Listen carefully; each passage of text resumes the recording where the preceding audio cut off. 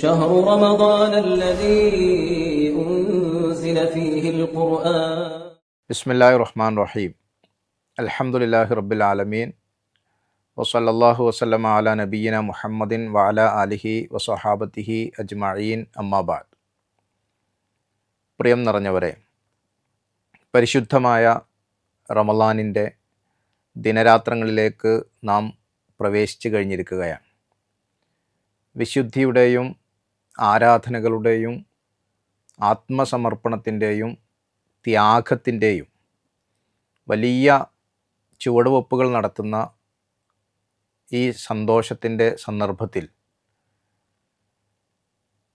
വിശ്വപ്രസിദ്ധനായ പണ്ഡിതൻ ഇമാം നവവി റഹ്മത്തുള്ളാഹി അലൈഹിയുടെ അൽ അർബഊന നവവിയ എന്ന ഹദീസ് ഗ്രന്ഥത്തിൽ നിന്ന് ചില ഹദീസുകളും അതിൻ്റെ ആശയങ്ങളും നമ്മളുടെ ഓരോരുത്തരുടെയും ശ്രദ്ധയിലേക്ക് കൊണ്ടുവരിക എന്നതാണ് ഈ സംസാരം കൊണ്ട് ഉദ്ദേശിക്കുന്നത്. ഇമാം നവവി അദ്ദേഹത്തിൻ്റെ ഈ ചെറിയ ഗ്രന്ഥത്തിൽ 40 ഹദീസുകൾ ഉൾപ്പെടുത്തിയ ഗ്രന്ഥത്തിൽ ഒന്നാമത്തെ ഹദീസായി ഉൾപ്പെടുത്തിയിട്ടുള്ളത് അൻ അമീരുൽ മുഅ്മിനീൻ അബി ഹഫ്സ് ഉമർ ഇബ്നുൽ ഖത്താബ് റളിയല്ലാഹു അൻഹുവിൽ നിന്നും ഉദ്ധരിക്കുന്ന എല്ലാ ഹദീസ് ഗ്രന്ഥങ്ങളിലും സ്ഥാനം പിടിച്ചിട്ടുള്ള വളരെ വിശ്രുതമായ ഒരു ഹദീസാണ്.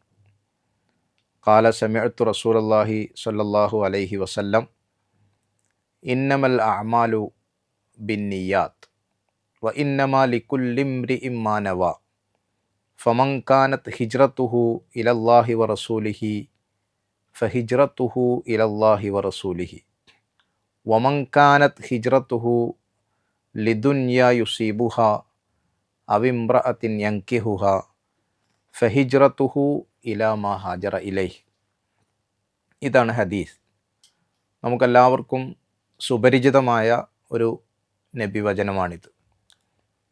നബി കരീം സല്ലല്ലാഹു അലൈഹി വസല്ലമ പറഞ്ഞു തന്നത്, ഏതൊരു കർമ്മവും അള്ളാഹു പരിഗണിക്കുക, സ്വീകരിക്കുക അതിൻ്റെ ഉദ്ദേശശുദ്ധി അടിസ്ഥാനപ്പെടുത്തിയാണ്.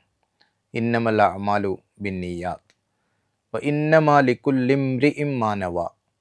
ഏതൊരാൾക്കും അയാൾ എന്താണോ ലക്ഷ്യം വെച്ചിട്ടുള്ളത്, അയാളുടെ ഉദ്ദേശം എന്തായിരുന്നു, അതിനനുസരിച്ച പ്രതിഫലം ലഭിക്കുമെന്നതാണ്.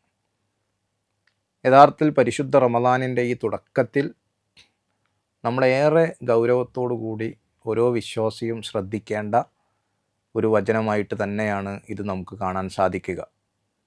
കാരണം പരിശുദ്ധ റമളാൻ ഒരുപാട് കർമ്മങ്ങളുടെ, ആരാധനകളുടെ, അനുഷ്ഠാനങ്ങളുടെ വലിയ തഖ്വയോടുകൂടിയുള്ള സൂക്ഷ്മതാബോധത്തോടുകൂടിയുള്ള ജീവിതത്തിൻ്റെ ഒരു സന്ദർഭമാണ്.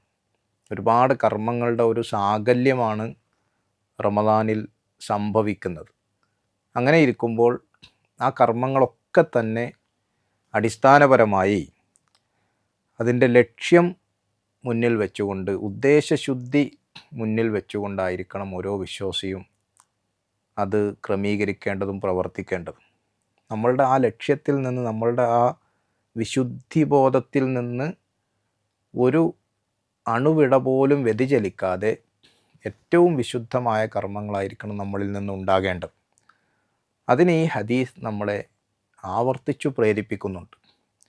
ഏറ്റവും വിശുദ്ധമായ ഉദ്ദേശശുദ്ധിയോടുകൂടി ഉള്ള കർമ്മങ്ങളാണ് അള്ളാഹു നമ്മിൽ നിന്ന് ആഗ്രഹിക്കുന്നത്. കർമ്മങ്ങൾ നമ്മൾ മുന്നോട്ട് വെക്കുമ്പോൾ പ്രധാനമായും അതിനുണ്ടായിരിക്കേണ്ടത് ഒന്ന്, കൃത്യമായ ഉദ്ദേശശുദ്ധി, നിയ്യത്താണ്. ആ നിയ്യത്തിനെ തന്നെ നമ്മൾ മനസ്സിലാക്കുമ്പോൾ എന്താണ് അതിലുണ്ടാവേണ്ടത്? അള്ളാഹു ഇത് സ്വീകരിക്കണം എന്ന ഏറ്റവും വലിയ ഒരു കാഴ്ചപ്പാടാണ്. പടച്ച റബ്ബ് ഇത് കബൂൽ ചെയ്യണം. രണ്ട്, അത് നിഷ്കളങ്കമായിരിക്കണം എന്നുള്ളതാണ്. ഇഖ്ലാസ് എന്ന് നമ്മൾ പറയാറുണ്ട്. അള്ളാഹുവിന് മാത്രമുള്ള കർമ്മങ്ങളായി, ഏറ്റവും നിഷ്കളങ്കമായ കർമ്മങ്ങളാക്കി മാറ്റാൻ സാധിക്കും. 3, ആ കർമ്മങ്ങൾ കൊണ്ട് പരലോകത്തെയാണ് നാം ആഗ്രഹിക്കേണ്ടത്. അന്ത്യദിനത്തിൽ അള്ളാഹുവിൻ്റെ അടുക്കൽ പ്രതിഫലം ലഭിക്കുന്ന കർമ്മങ്ങളായിട്ടായിരിക്കണം നമ്മുടെ കർമ്മങ്ങൾ മാറേണ്ടത്. 4 നാമ കർമ്മങ്ങൾ ചെയ്യുമ്പോൾ വിശ്വാസം സമ്പൂർണ്ണമായി നമ്മൾക്ക് ഉണ്ടായിരിക്കണം. ഈമാനോടുകൂടിയായിരിക്കണം നമ്മൾ ആ കർമ്മങ്ങളിൽ ഏർപ്പെടേണ്ടത്.